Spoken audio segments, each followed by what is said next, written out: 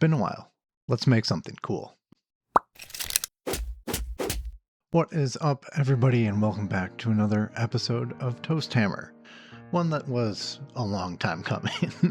I've been on hiatus for the past a while, but I have not been idle during that time. I'll probably do a full recap of what I've been up to in an upcoming video, but for now I figured let's lead off with what I do best, a little bit of a kit bash.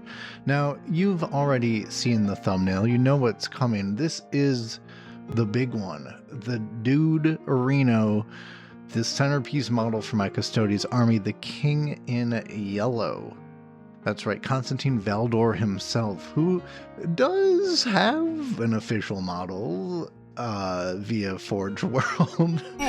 So we're not going to be touching that with a 6-foot stick. Instead, we're going to be making one ourselves, perhaps at a loss financially, but at a gain in cool points, which, as we all know, are the only real currency.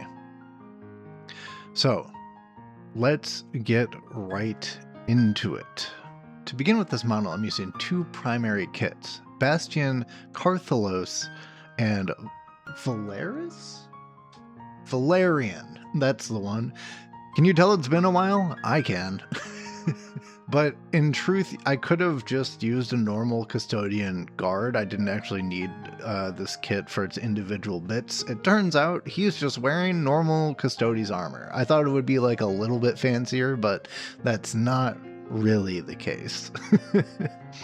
Anyway, why did I choose these? The Age of Sigmar guy is big, like really big, and the Custodes guy is a Custodes, so he has all of the stuff that I need to make him match with the rest of my army.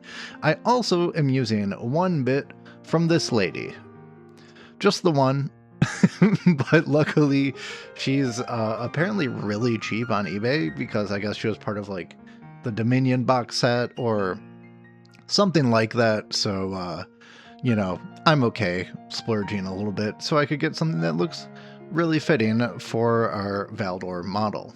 Most of the torso of Carthalos could be assembled as is with the legs and everything, up until you get to the chest piece, which is thankfully in two different parts, meaning I could slap a Custodes chest piece on the front of the armor after just shaving it down a little bit. That did end up leaving a major gap on the sides and the bottom, though, even after I shaved it down, so that would require the use of my best frenemy, Tamiya Quick Type Epoxy Putty. That, I am happy to report, during my hiatus, I've gotten a decent amount better at, I think. I think I've improved quite a bit, and well, this might be my best work yet. Not the gap filling, but I do some other detailed stuff later.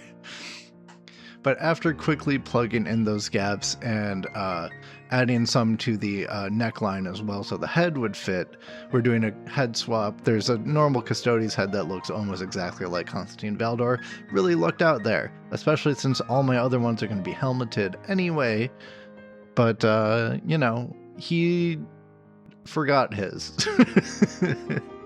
Now, you might be thinking to yourself, hey, Constantin Valdor has a mini.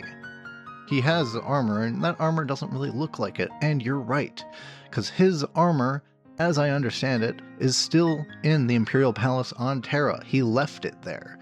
I'm the one who's being lore accurate here, okay? So get out of the comments and leave me alone. Unless you're saying something nice.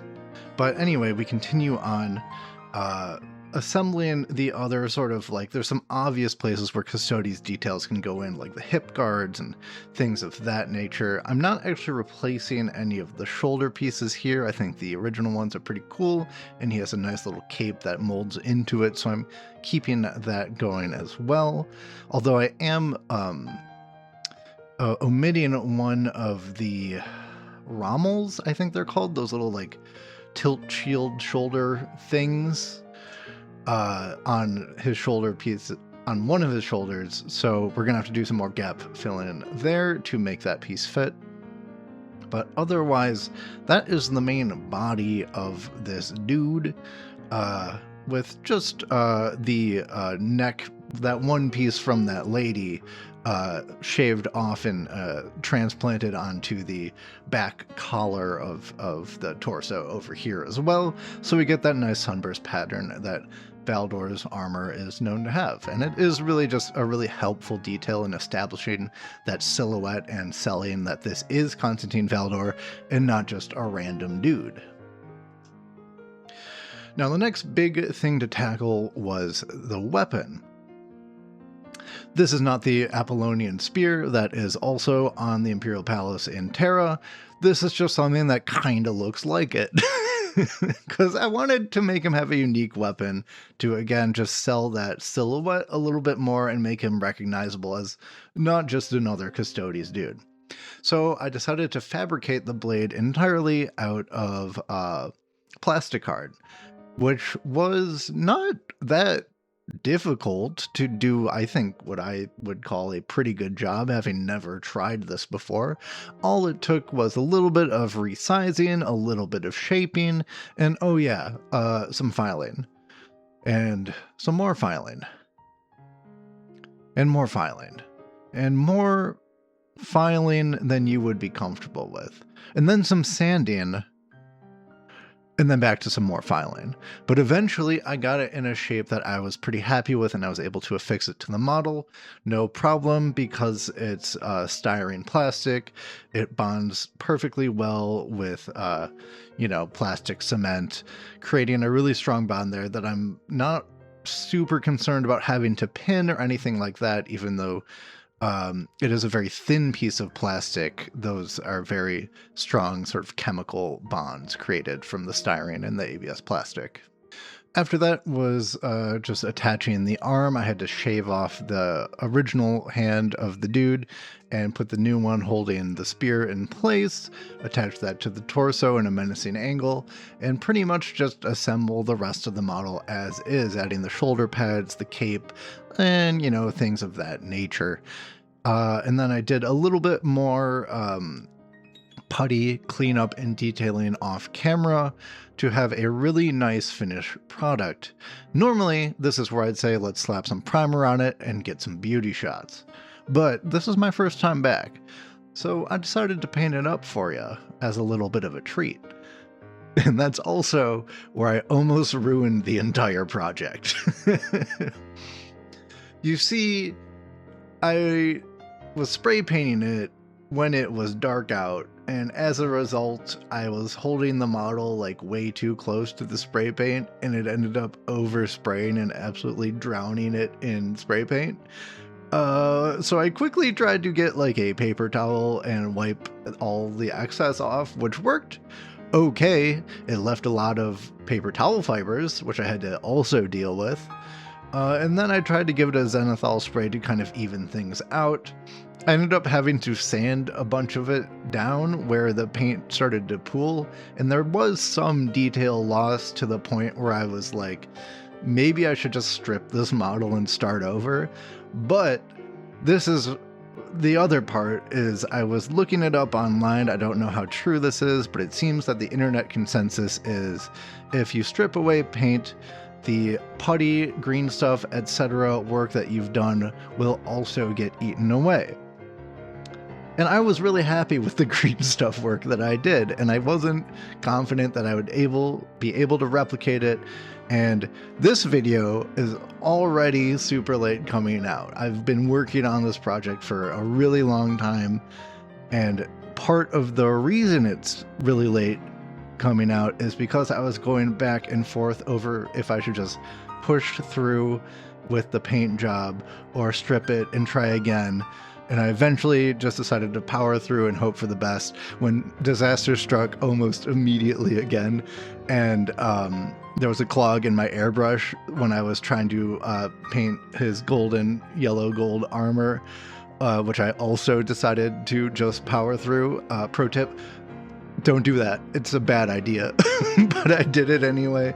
And just with patience and sheer force of will, I think I got a decent coating of that yellow armor. before I ended up painting the rest of it. I'm pretty happy with the way his face turned out. There was some loss of detail there from the overspraying, but overall, I was really happy with how the skin tones turned out. So yeah, let me know in the comments, did I ruin this model? Should I strip it and start over? You be the judge. But without further ado, here is my rendition of Constantin Valdor, the King in Yellow.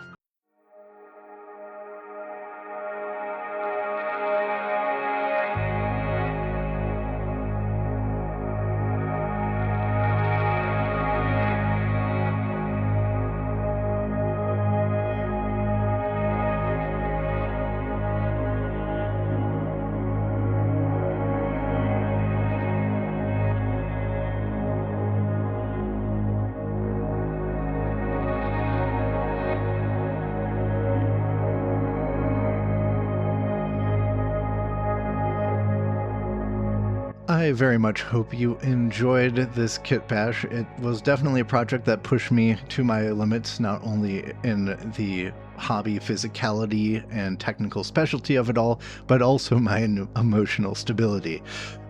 So please give it a like if you did find it interesting. It always really helps out the channel, and I should be back to a somewhat regular schedule soon.